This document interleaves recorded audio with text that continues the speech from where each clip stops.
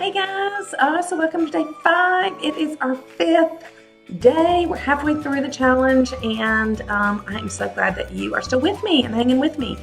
Okay, so today we actually have a bit of a, I don't want to say a doozy of a day because I don't want you to be discouraged and I don't want you to be like, but there's a good bit of reading here. So I'm going to go ahead and preface this day by saying, if you do nothing else in this challenge but just read the verses that I have listed or listen to it on your app, then that is fine. You have done plenty. You've done a lot and God will speak to you.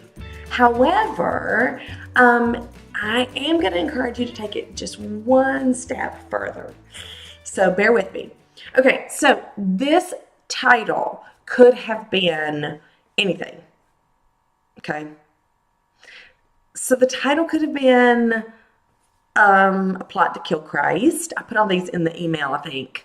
Some of them at least. It could have been the Last Supper. It could have been the prayers in Gethsemane. It could have been the garden teaching. It could have been, turning sorrow into joy. It could have been, it just could have been any number of things because there's so much here. There's so much. The anointing. This includes the anointing of Christ's feet with oil by Mary of Bethany. This is a tremendous passage of scripture, and it's just chock full of good stuff. So I want you to just, first of all, just read it. I'm just going to give you the scripture. It's also below in the description in the video. It's also in your email that you received, and they basically, so you don't have to really listen to me, but I'm going to give it to you. But I want you to read it. Just read it without doing anything else first. Just kind of read the narrative, okay? And whatever translation you want to. I like the ESV and the English Standard Version, and I like the CSB, which is the Christian Standard Bible. And those are my two favorites, but read it in whatever version you like. Okay, so here we go. We're going to read Matthew 26, 1 through 35. And then we're going to kind of skip forward a little bit. We're going to read John 16, 5 through 33. And then we're going to go back to Matthew 26, 36 through 46. Okay? So basically, we are going to be going through several stories.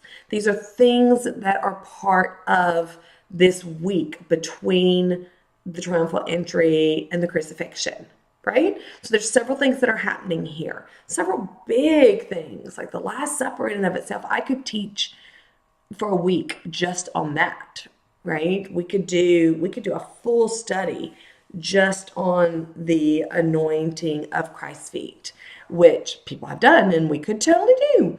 But I'm going to instead ask you to just read the entire thing. And then for the next part, if you have time, focus on one aspect of it, whether it is the prayers in the garden and those that fell asleep and Christ told them to stay awake and watch and pray, and they did not. How about that for us? What does that say to you? How about when he calls out Peter and says, "You will deny me," and Peter says, "No way, I will die for you." And then we know later in the story what happens, right? Peter does end up denying him. And so how do we feel about that?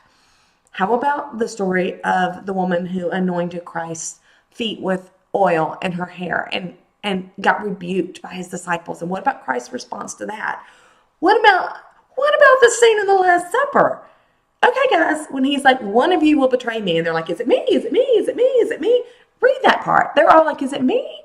And then Judas is like, "Is it I? Rabbi," meaning teacher. Everyone else calls him Lord. Judas calls him teacher. Notice that distinction. Little side note. And Christ says, "Yeah, dude, it's you." I mean, what? So good. So much to say here. So take one little part of it. I'm going to encourage you to reread that one little part.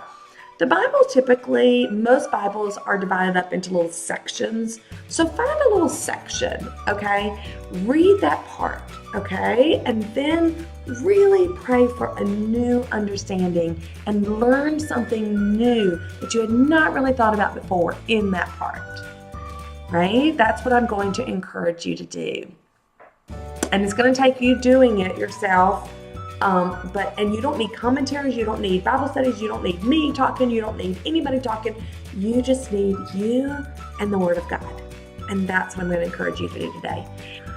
So the last thing I want you to do for this challenge is to share what you are learning with someone.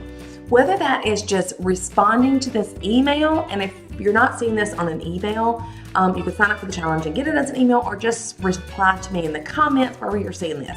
But definitely share what you're learning.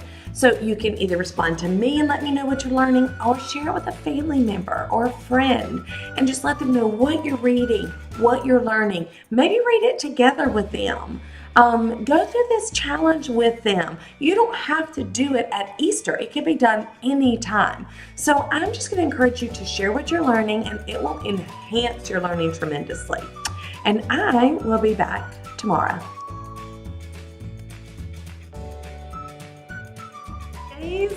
I want to apologize in advance for today's scripture. I'm not apologizing for the scripture. Wow, I am really not doing well today.